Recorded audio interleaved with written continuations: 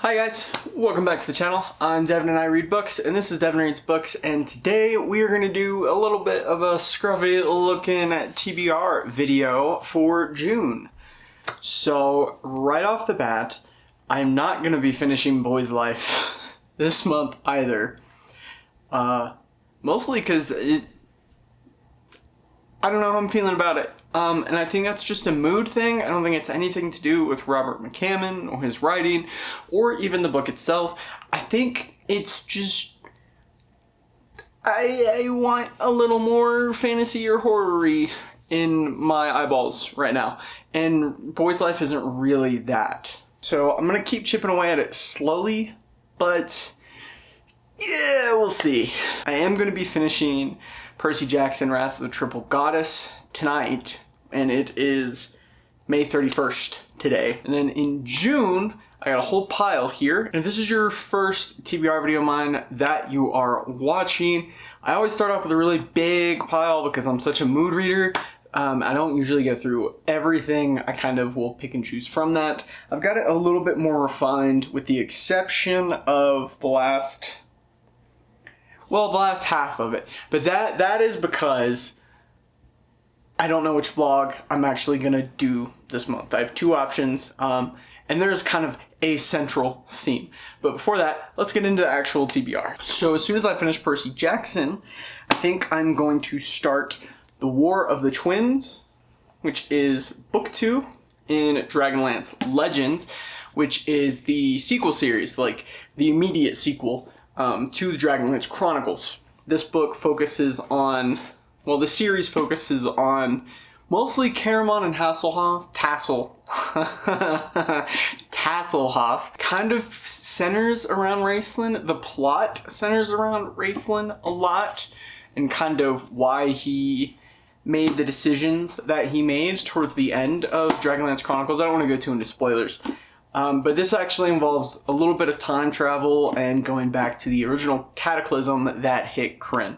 I love the first book. I'm very excited to dive into book 2, and I really want to hop into this as fast as I can. I'm definitely going to finish Percy Jackson first, but I am in a fantasy mood again. Now, all of these other books have a theme, and that is LGBT representation. So June is Pride Month, and so I want to kind of dive into some of my books that have some form of representation this month specifically. So this first book is one that really needs no introduction.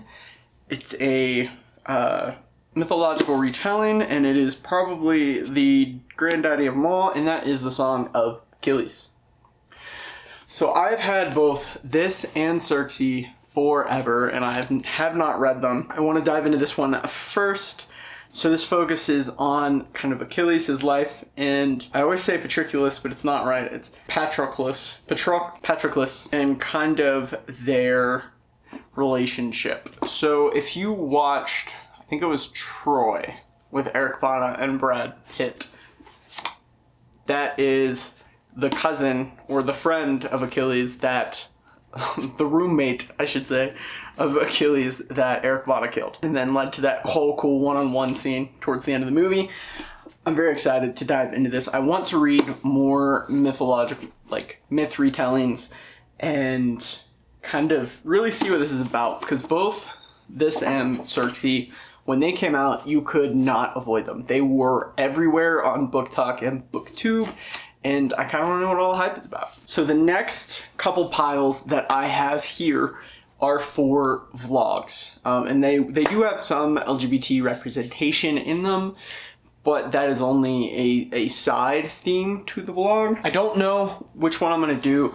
I would love to be able to get both, but it is a very hectic time at work, and I'm not sure I'm going to be able to do that, partially because of the size of one of the books in this first grouping. But I have wanted to do a romantasy themed vlog for a while. I think that could be fun. I've read a few romantasy books that I liked, and a couple that I was not very keen on. I do really like Emily Wenzel, so I want to read The Scorpion and the Night Blossom, and The Priory of the Orange Tree by Samantha Shannon. Priory of the Orange Tree specifically is huge. But the font and the spacing is not terrible for a book this size. So this focuses on Queen Sovereign IX, who must conceive a daughter to protect her realm from destruction. And it's epic fantasy. She does have some kind of relationship with, I think it's a handmaiden. I don't remember too much. Again, if you're new, I love going into books kind of blind, so I don't pay too much attention to the blurbs. Yeah, so Durin is an outsider at court. She is written in position of lady in waiting. It is also a dragon rider fantasy, but I've heard that is handled differently, so I'm excited to kind of dive into that. Obviously, if I do this vlog, you'll get more details from me then throughout. And then the Scorpion and the Night Blossom. I loved Song of Silver. This one is 9 years ago. The war between the Kingdom of Night and Kingdom of Rivers tore Onying's family apart, leaving her mother barely alive and baby sister to feed. Now the mortal realm is falling into eternal night, and Mo, beautiful ravenous demons, roam the land, feasting on the flesh of humans. I think there's an immortality trial situation, and I believe Onying enters that. It's also just a really pretty book. Yeah, I think it'd be fun to do a romantasy reading vlog, because I don't read a lot of romantasy. I'm not the target demographic. I liked ACOTAR, I should say, at least, well, the first 3 books. I did not read Frost and Starlight or Silver Flames or Crescent City or anything else.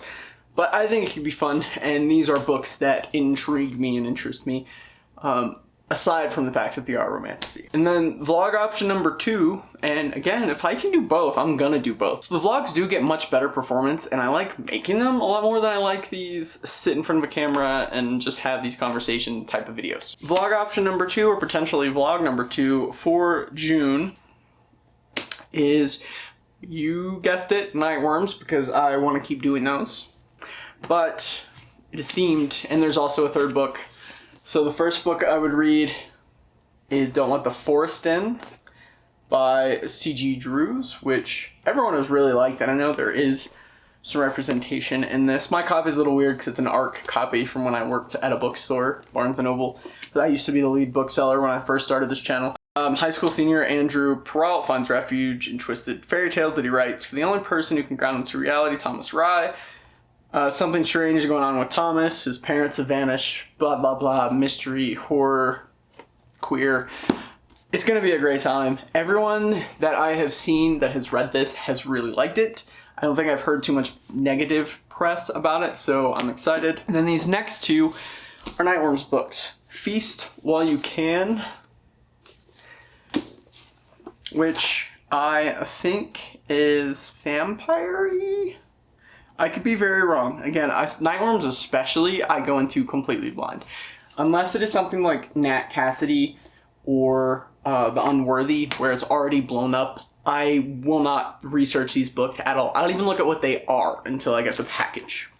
The only reason I know this has representation is Yale Vanderwooden, author of The Safekeep, called it Lesbian Pulp Meets Literary Horror, and that sounds spectacular. So, like generations of her family before, Angelina was born and raised in Cadenze, an ugly remote town with little to its name.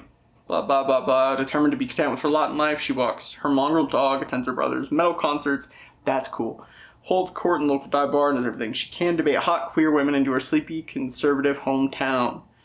Blah, blah. Angelina runs into Patrick's ex, sternly handsome Jagvi, who's back in town, and an ancient evil lying dormant in the caves is awakened. Let's go. That sounds incredible. The 3rd book, which I definitely want to read, and I've wanted to read for a while. I don't actually know if it has representation, but I'm kind of going with the vibes, and it definitely fits. But that is Thirst by Marina, last name I definitely cannot pronounce, Yutsuk.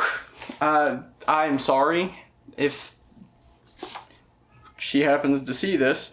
It's the twilight of Europe's bloody bacchanals of murder and feasting without end. In the 9th century, a vampire arrives from Europe to the coast of Buenos Aires, watches a village transform into a cosmopolitan city. In present day, a woman finds herself at an impasse as she grapples with her mother's terminal illness and her own relationship to motherhood.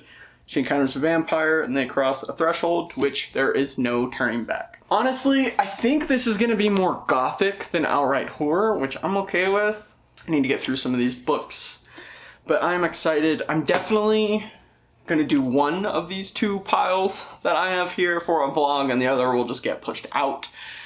But May was a light reading month, and I really kind of want to get back into the swing of things in June. I just definitely want to start with some fantasy. So let me know in the comments down below what you guys are reading. If you've watched any of my other content, if you're a regular, let me know if you've read any of these and how you think I'm gonna feel about them. As spoiler free as you can possibly be, please. But I'm very interested because some of these are definitely a little bit outside of what I usually read, outside of my wheelhouse, and I'm excited about that. But it's also a little nerve-wracking, right? Because I got them taking up space. I hate DNFing books. I almost never do it. Even if I'm not enjoying it, I will finish the book. So let me know if there's any red flags or anything you feel I should know ahead of time before I dive into some of these. But I'm very interested in seeing what you guys want to read in June. So let me know in the comments. As always, thank you for watching, and I will catch you next time.